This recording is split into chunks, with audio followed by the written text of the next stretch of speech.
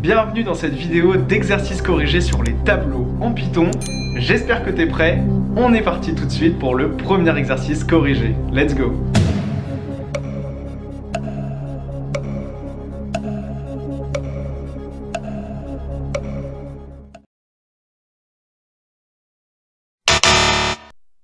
Alors mon petit Novel, cette première question, c'était qu'est-ce que tu dois écrire pour retourner la longueur de la liste et qu'est-ce que cela va te donner? Quelle est la longueur de cette liste qui est en fait un tableau, comme tu peux le voir, à 2 dimensions, comme je t'en ai parlé juste avant, avec des sous-listes de listes.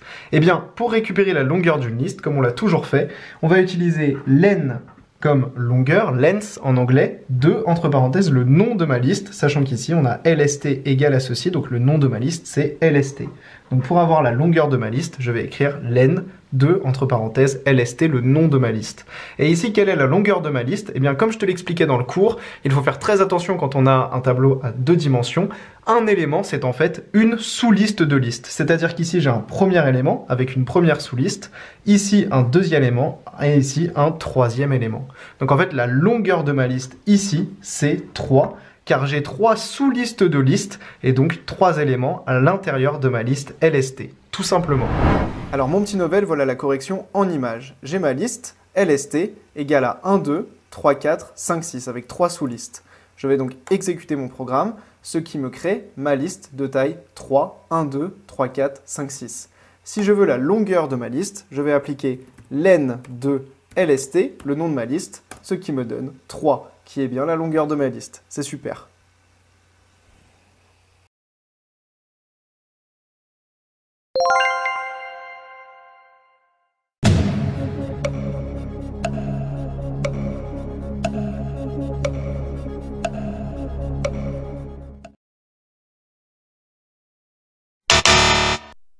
Alors mon petit Novel, on est reparti pour la pratique. Ici, je définis ma liste 2 égale à -2, 2, -4, 4. J'exécute ceci, ce qui me crée, tu le vois ici, ma variable lst2 de taille 4, -2, 2, -4, 4. Et maintenant, je vais définir une liste par compréhension avec i qui se balade, donc pour i in lst2, donc qui se balade dans ma liste lst2, et qui récupère les valeurs si seulement i est strictement inférieur à 0. Et ceci me crée donc une nouvelle liste composée exclusivement des valeurs strictement négatives de ma liste LST2, tout simplement.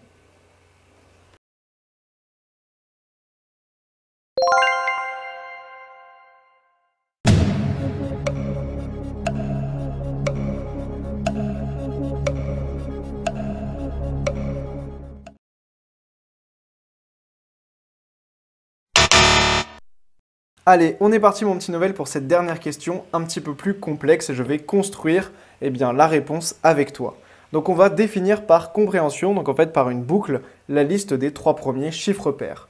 Donc ce que je vais faire ici, c'est tout d'abord définir une liste vide, liste, je vais l'appeler liste, égale à une liste vide. Comme je te le disais dans le cours, il est très important de commencer en initialisant avec une liste vide. Je vais également définir un i initialisé à 0, même si ce n'est pas obligatoire de le faire en Python. Et je vais dire que tant que la longueur de ma liste est différente de 3, donc tant que ma liste est inférieure à 3, je vais ajouter des valeurs dans cette liste vide. C'est ce que je t'expliquais dans le cours. Donc, tant que, while, la longueur de ma liste, que je vais appeler liste, du coup, je l'ai appelée liste juste au-dessus, est différente. Différente, ça s'écrit avec un point d'exclamation et un égal, différente de 3, ce que je vais faire, 2 points à ne pas oublier, c'est que je vais garder uniquement les chiffres pairs, c'est-à-dire uniquement les chiffres pour lesquels le reste de la division par 2 est nul. Donc si ma valeur i a un reste de division par 2 égal à 0, je sais que c'est un chiffre pair. Et puisque c'est un chiffre pair, je vais l'ajouter à ma liste. Je vais donc faire list.append, attention à ça, à bien retenir, append qui veut dire ajouter, et je vais ajouter i à ma liste, tout simplement. Je vais également rajouter 1 à mon i pour passer à la variable suivante. I égale à i plus 1, c'est-à-dire qu'en fait, par exemple, si j'étais à i égale 1, ici j'ai donc testé, j'ai vu que le reste de la division par 2 n'est pas égal à 0, donc je ne vais pas garder 1, et j'arrive au bout de ma boucle, donc je n'ajoute pas i, je n'ajoute pas 1, et j'arrive au bout de ma boucle, et pour passer au 2, je dois remplacer i, qui vaut donc 1 dans mon exemple, par i plus 1, c'est-à-dire par 2. Et au final, en définitive, ce que je vais faire, c'est tout simplement afficher print ma liste que j'ai appelée liste, tout simplement. Donc on est parti, j'exécute ce petit programme, il n'y a pas d'erreur, et tu le vois ici, 0, 2, 4. J'affiche bien donc la liste des 3 premiers chiffres pairs, 0, 2, 4. Et si par exemple tu voulais afficher la liste des 5 premiers chiffres pairs, comment est-ce que tu ferais?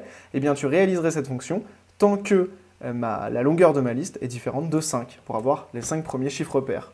Donc tu peux réexécuter, et ici tu vas te retrouver avec les 5 premiers chiffres pairs.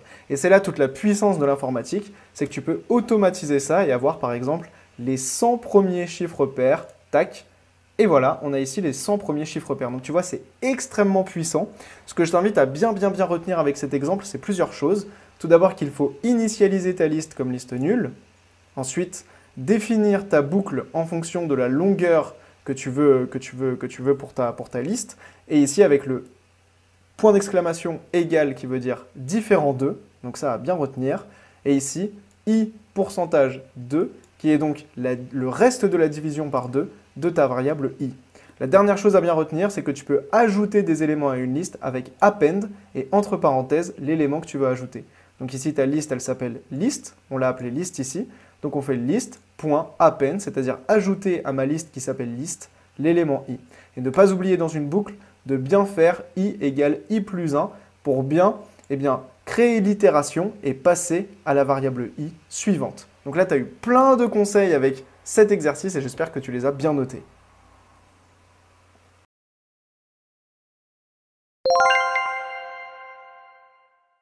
J'espère que cette vidéo t'a aidé du mieux possible à mieux comprendre comment ça se passe les tableaux en Python. On se retrouve tout de suite dans la prochaine vidéo où nous parlerons des dictionnaires en Python. Si tu as la moindre remarque ou la moindre question, n'hésite pas à nous le faire savoir par mail ou en utilisant les forums Nouvelle Classe disponibles sur notre site. Allez, à tout de suite.